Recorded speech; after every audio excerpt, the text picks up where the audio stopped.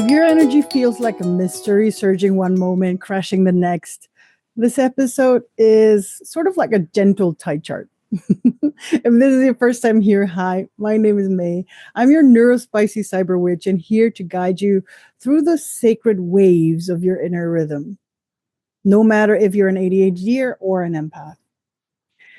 So, why do I talk about all of these things? Because I feel that for us ADHD empath people, ADHDers or empaths, we, the one of the main things that we need to understand is that we work at like in waves.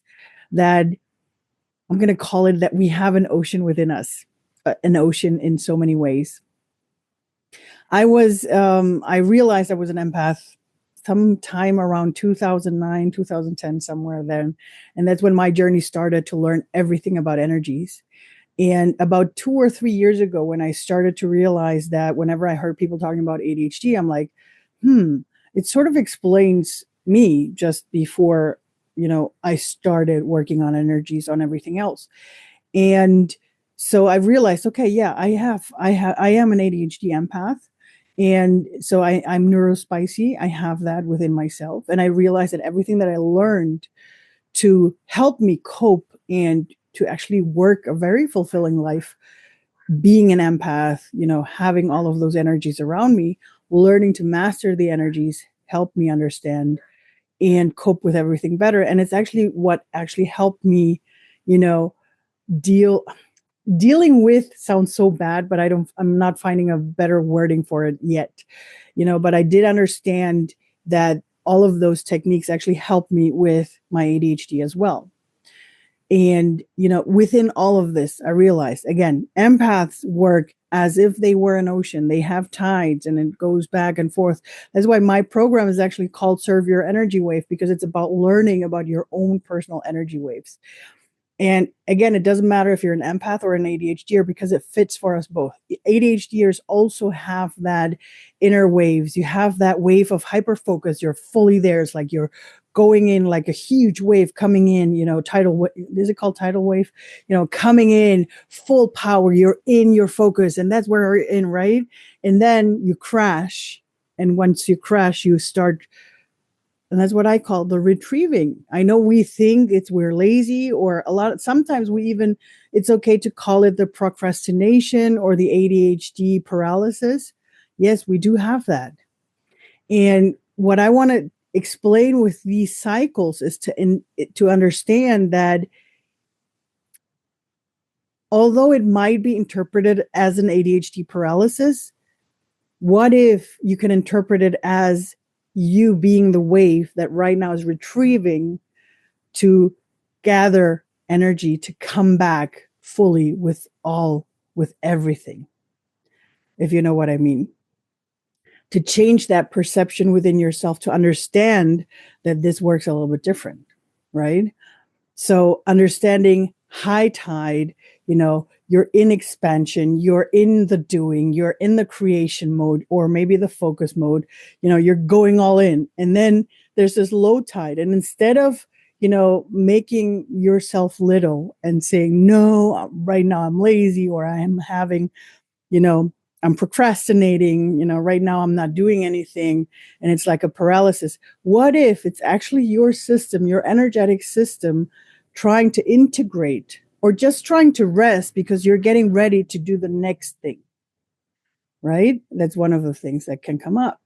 And so what I would like for you to take away today is that seeing that it's a normal fluctuation, understanding that it's actually normal for you to be that retrieving wave, then you're coming back with your strength, that it's not inconsistency, that it might not be laziness, that it's actually energetic intelligence because it's your system taking a rest. And it's okay to do that. Right? So what I want to invite you to do, with this episode is to actually look at whatever you feel like is your chaos within yourself and see it as a deeper rhythm that lies within yourself. It's a rhythm very innate to you, especially having this beautiful gift of either being an empath, an ADHD, or both. All right. So how do we, do that best? And for me, the best thing that you can do is become an observer of that within yourself. For me, within everything that I did, the very first step, and this is how I begin with all of my clients, is become an observer of yourself, of your life.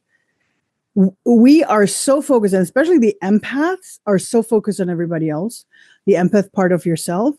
And as ADHDers as well, that we have this awareness of everyone else because we feel like we need to adjust us to them. So our awareness is all over the place except with us. But the thing is that if we want to become better, it's for us to turn the flashlight instead of having it pointing outside to point it back towards ourselves. And that starts with little lists that you can do. For example, I did a happy moments list. It's one of the very first things that I started way back when, that I didn't even know anything about energies. And I'm so grateful that I had this intention within myself to have a happy moments list, because that list helped me to understand myself better, because I understood, when was I happy?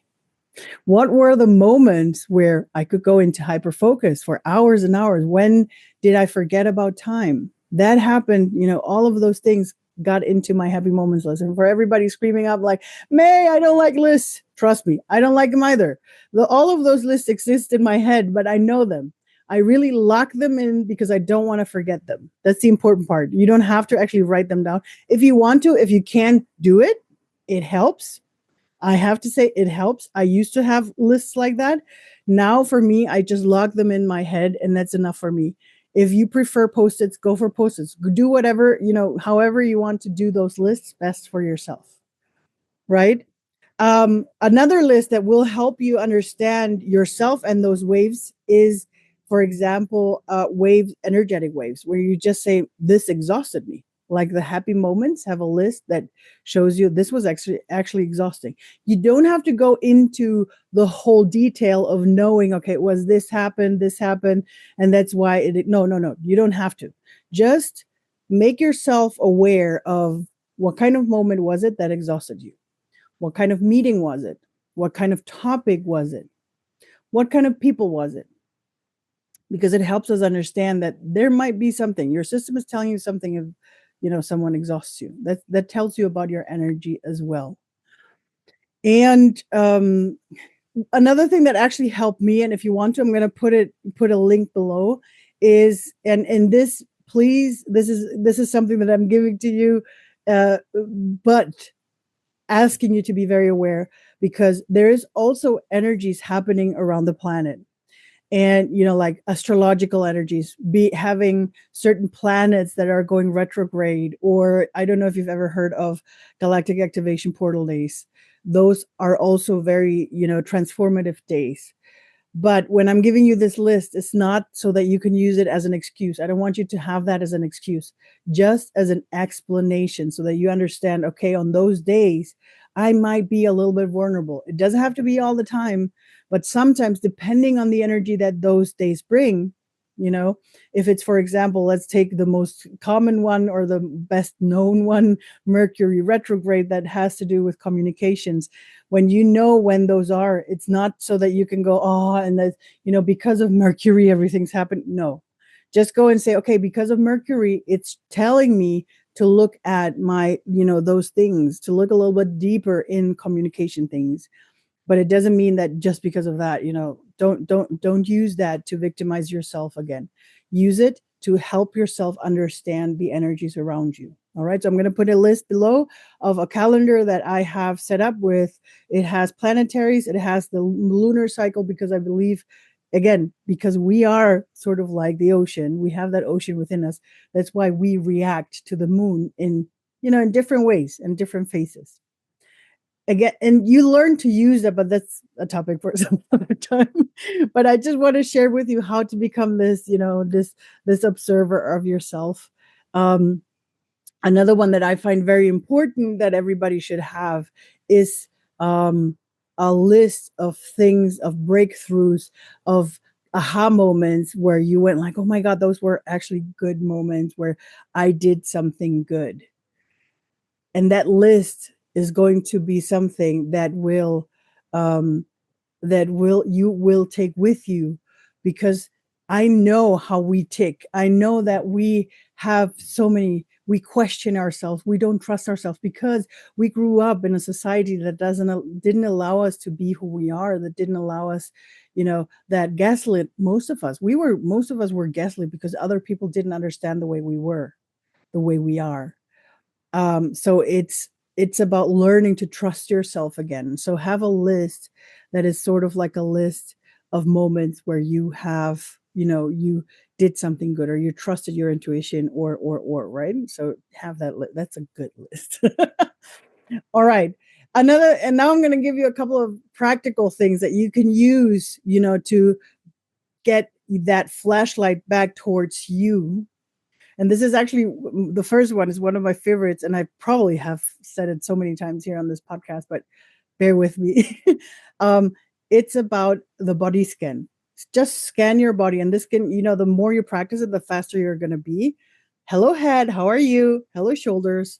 Hello, you know, chest. Hello, stomach. Hello, lungs. Hello, elbows. Just go through all your body parts or organs if you want to go, but just by saying hello to each part, it's like you are bringing yourself this awareness into your body. So whenever it's a little bit hard because your head is going all over the place, do a body scan. And I actually started practicing this very much every time I used to be in a supermarket in line waiting, because it's a time where you can decide to just hang on your phone and be doing stuff on your phone, or you can just take a moment and check in with yourself, right? Or another thing that I like is actually using the evening to do some journaling and to sort of like do a little check in with yourself. For those of you going like, May, I don't like writing stuff down, don't worry. You don't have to write it down. You can just do it with yourself. You can do voice notes. You can, just sit a moment with yourself and check in and say, how was it today? Like take the lists that you started creating and doing that, right? The important thing about all of this, whether it's the body scan, whether it's the list, whether it's the check in with yourself, the important part is try to be as judgment free as possible. You don't want to judge yourself. All right. It's just about being observant. What's happening? How do I feel? You're not going into fixing mode. You're just remembering for yourself how the whole day was, how you were feeling, and stuff like that. That's more important. All right. Okay. The other thing that you can do, another practical thing that you can do if you want to, I find it sometimes helpful. Again, I've been doing those in my head. I have to tell you, the more you write down, you're actually going to be able to see it more clearer because it's more data. I haven't. So for me, it took me a longer time because I always like to have things in my head. Again, please do whatever feels right for you, but you're gonna have a calendar, whether it's the one that I'm posting down there in the description, or if it's whatever calendar you have. But the more you write down your moods, you're energetic, maybe are you very tired right now, or are you very happy right now, all of those things.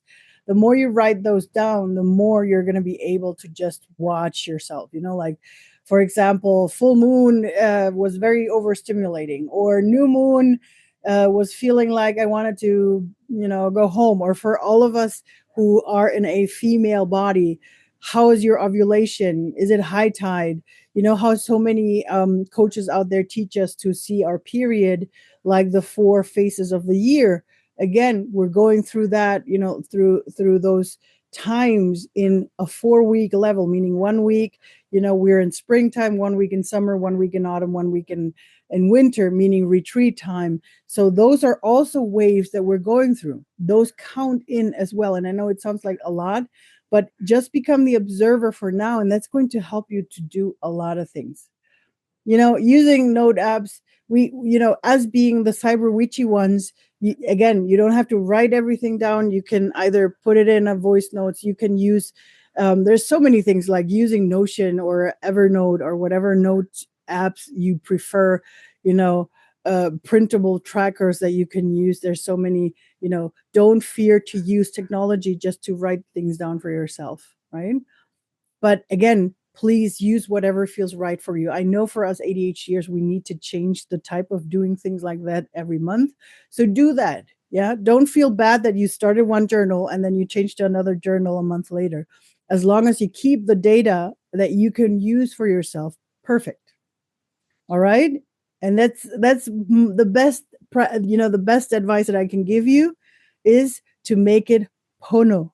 One of my favorite Hawaiian words. Pono means harmony.